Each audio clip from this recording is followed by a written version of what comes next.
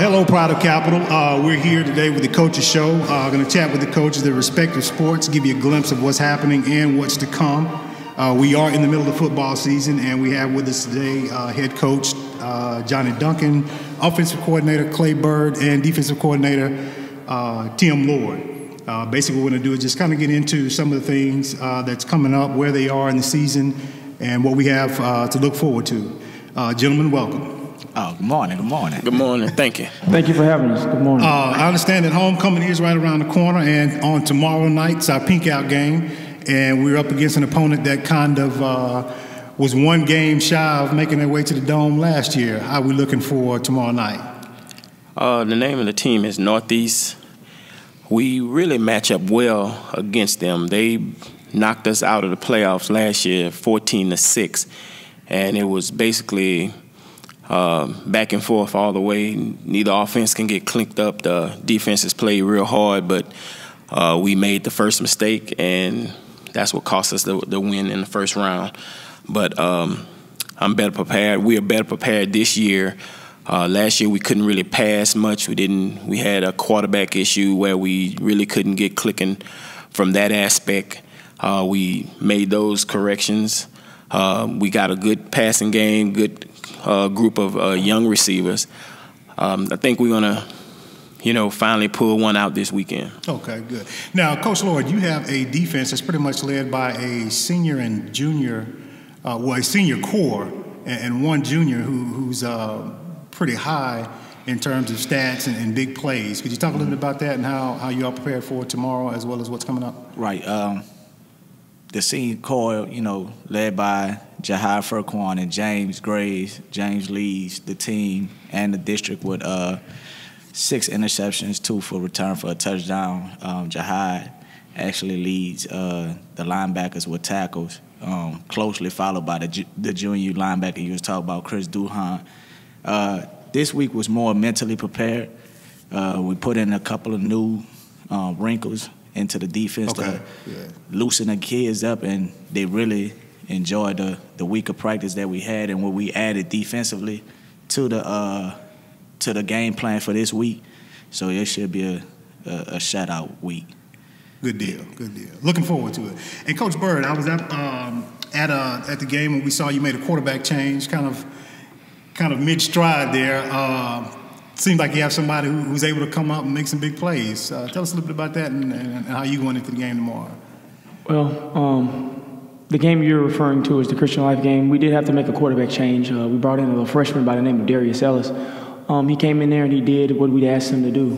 He put the ball up to where our receivers could make plays, and that's what he did. We have some young, versatile receivers that are hungry for the ball. So all we asked him to do, go out there, make plays, get the ball up to where the receivers can run under it, or go fight for the ball, and he did that. So he's coming along really pretty nicely. He is young, but he's developing really, really nicely. And going into this week, we got pretty much we want the same mentality. Let's make plays. As Coach Johnny said, we feel like we're very evenly matched with this team. So we go out there, we get the ball in our playmakers' hands, and let them do what they need to do, and the chips will fall where they will.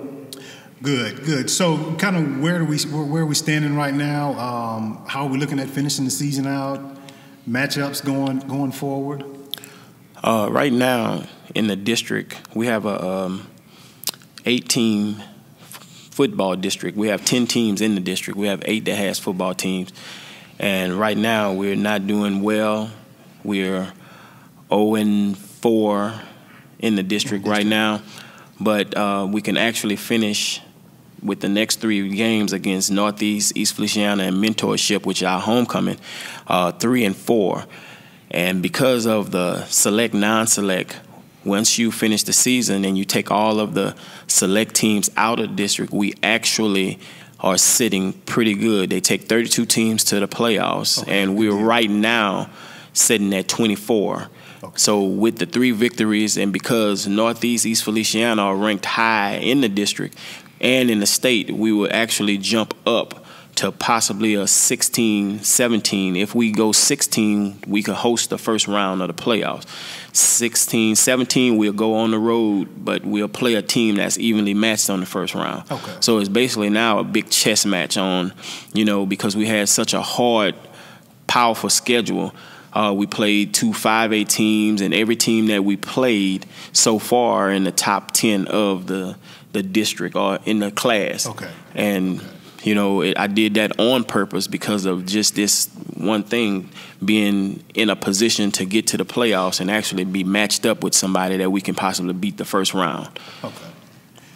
Thoughts, you guys? Also, the week of practice we had this week stemmed back to before the season started. The kids was energized. They were loving football all over again, as if over the weekend, Saturday and Sunday, maybe going to Southern homecoming, watching the games and everything, that they fell in love with football over again, to where now the kids are just rejuvenation. They rejuvenated and looking real promising. I mean, I have to piggyback off of what Coach Lord said. I mean, this week of practice has by far had to be one of the best weeks we've had in a while. Everybody was just excited, running to the ball. We've getting pushed on the offensive line and defensive line with the few things that coaches implemented. We really starting to try to come in our own. So I'm very excited to see what Friday holds for us. Okay.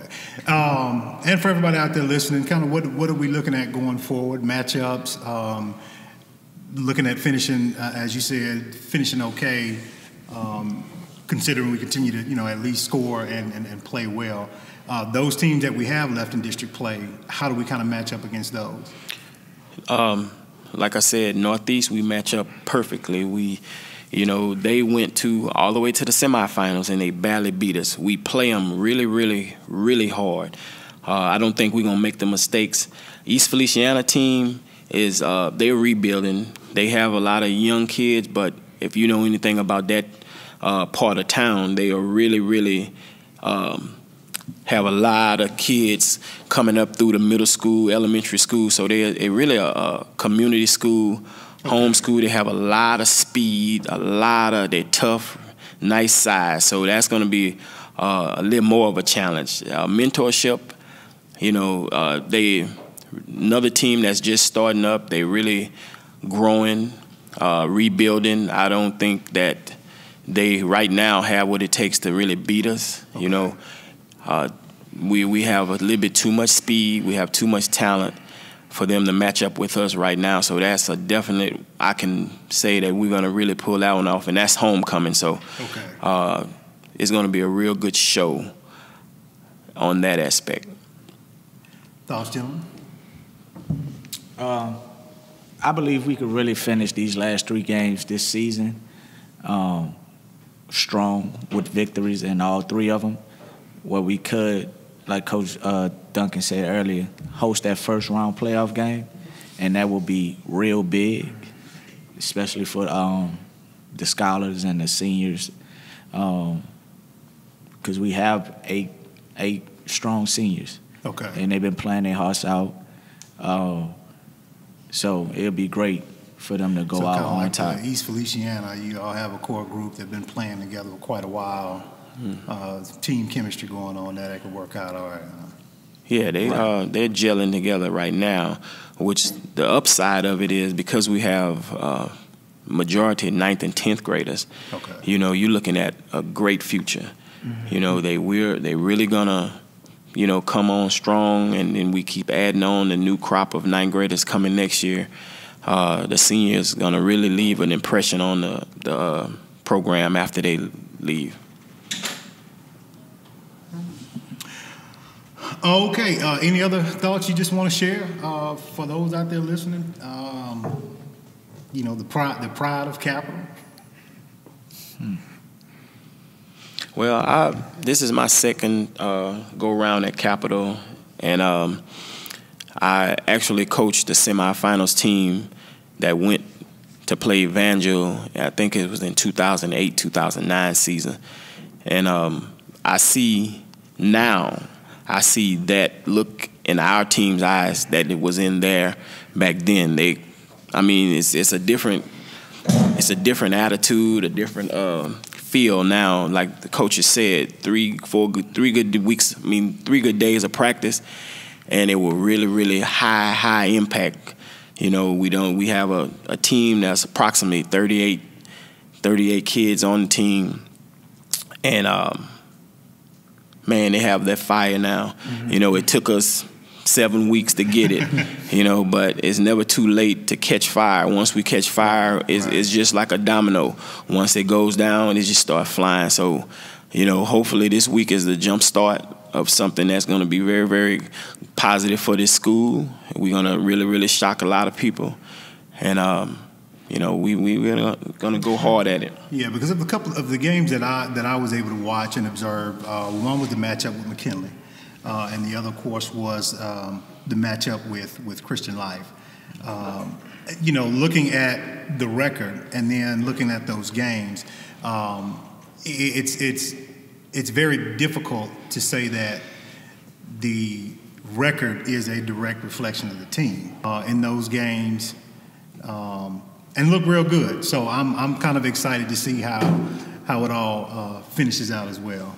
At this time, it is going to be a little informal, so we're going to share the mic kind of a little bit here between the two of you all. We do have joining us Principal Paul Jackson, who is now the principal here at Friendship Capital High School.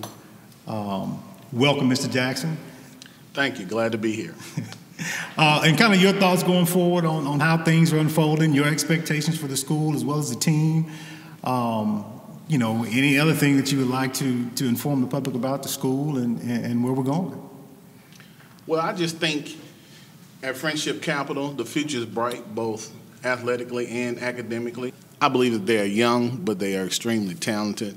I believe that this season, while they may be taking some lumps and bruises, is only going to propel them forward. And I think, as the coaches have stated previously, the opportunity for them to finish the season with the possibility of going to the playoffs, let alone hosting a playoff game, is something that's going to get not only the coaches and the team, but this Capital community really excited and really start investing back into the school. One of the things that I wanted to do since I've been here is tap into that extremely rich traditional Capital pride community. You know, they have just a great rich tradition. They have produced representatives and senators, college presidents. So we just want to bring them back, let them know they're welcome, bring that feeling of pride and that passion that comes from being a Capital High graduate back into the school. So those are some of the things that I'm looking forward to doing. Well, I guess we'll go ahead and wrap it up at this point. Look forward to doing more of these as the season continues out. We'll also be doing them for more of the respective sports, basketball. Next time we'll be here with Coach Tracy Landry, who's a volleyball coach. She'll give us a wrap-up of the season, and we'll be back with these guys here throughout the season to see how we finish up in district and how it all ends. So again, thanks, gentlemen, for joining us, and next time. All right, thank you.